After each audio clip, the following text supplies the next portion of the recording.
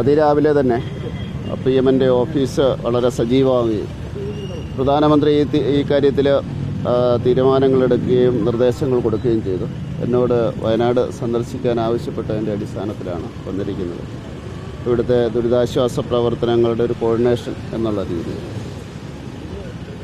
അപ്പോൾ ഇവിടെ ഏതാണ്ട് എല്ലാ ഫോഴ്സിൽ നിന്നുള്ള സംവിധാനം ഒരുക്കിയിട്ടുണ്ട്.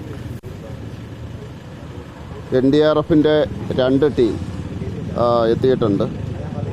2 കോളംസ് ഓഫ് ആർമിയുടെ 2 കോളം എത്തിയിട്ടുണ്ട്. അതുപോലെ എയർഫോഴ്സിൻ്റെ ഹെലികോപ്റ്റർ എത്തിയിട്ടുണ്ട്.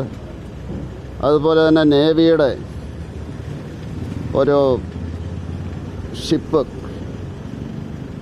INS സമോറിൻ എന്ന ഷിപ്പ് അറബിക്കടലിൽ തയ്യാറായിട്ട് നിൽക്കുന്നുണ്ട്.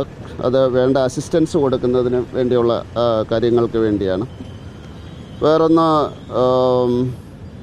NDRFൻ്റെ 3 അഡീഷണൽ ടീംസ് അവർ എത്തിക്കൊണ്ടിരിക്കുകയാണ്. അവർ റെസ്ക്യൂ എക്യുപ്മെൻറ്റ്സും അതുപോലെ തന്നെ ഡോഗ് സ്ക്വാഡുമായിട്ടാണ് വരുന്നത്.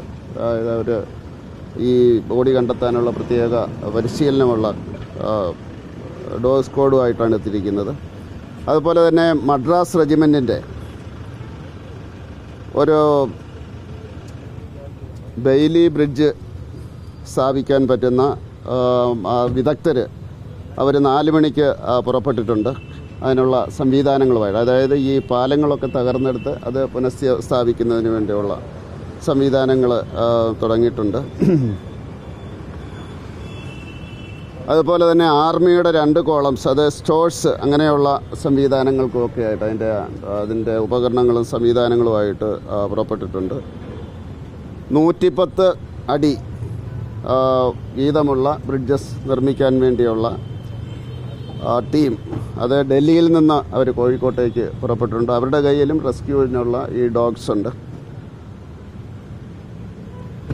അതുപോലെ തന്നെ ഹെലികോപ്റ്റർ, അത് പറഞ്ഞു കഴിഞ്ഞു, ഹെലികോപ്റ്റർ ഒരു ടീം തന്നെയുണ്ട്. അതുപോലെ 2 കോളം ഈ ഡിഫൻസ് സെക്യൂരിറ്റി കോറിൻ്റെ, അത് കണ്ണൂരിൽ നിന്ന് അവർ പുറപ്പെട്ടിട്ടുണ്ട്. പിന്നെ സെൻട്രൽ ഗവൺമെൻറ് എല്ലാ രീതിയിലും സഹായത്തിന് വേണ്ടിയുള്ള സംവിധാനം ഒരുക്കുകയാണ്. ഹോം മിനിസ്ട്രിയിൽ അമിത്ഷായുടെ നേതൃത്വത്തിൽ 24 മണിക്കൂറും അവിടെ കൺട്രോൾ റൂം തുറന്നിട്ടുണ്ട്. പ്രധാനമന്ത്രിയാണിത് മോണിറ്റർ ചെയ്യുന്നത്, നേരിട്ട് മോണിറ്റർ ചെയ്യുന്നത് പ്രധാനമന്ത്രിയാണ്. പ്രധാനമന്ത്രിയും അതുപോലെ തന്നെ പ്രധാനമന്ത്രി രാവിലെ തന്നെ ഇവിടുത്തെ ചീഫ് മിനിസ്റ്ററുമായിട്ട് സംസാരിച്ചു. ഹോം മിനിസ്റ്റർ നിരന്തരമായിട്ട് ബന്ധപ്പെട്ടുകൊണ്ടിരിക്കുന്നു ഓരോ ടീമുമായിട്ട്. അമിത്ഷാജി എന്നോടും സംസാരിച്ചിരുന്നു.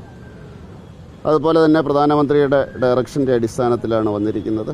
എല്ലാവിധ സഹായവും കേരള സർക്കാരിന് കൊടുക്കാനുള്ള തീരുമാനത്തിലാണ്. കേരളത്തിലെ റെസ്ക്യൂ ടീമിന് എല്ലാവിധ സഹായങ്ങളും കൊടുക്കും.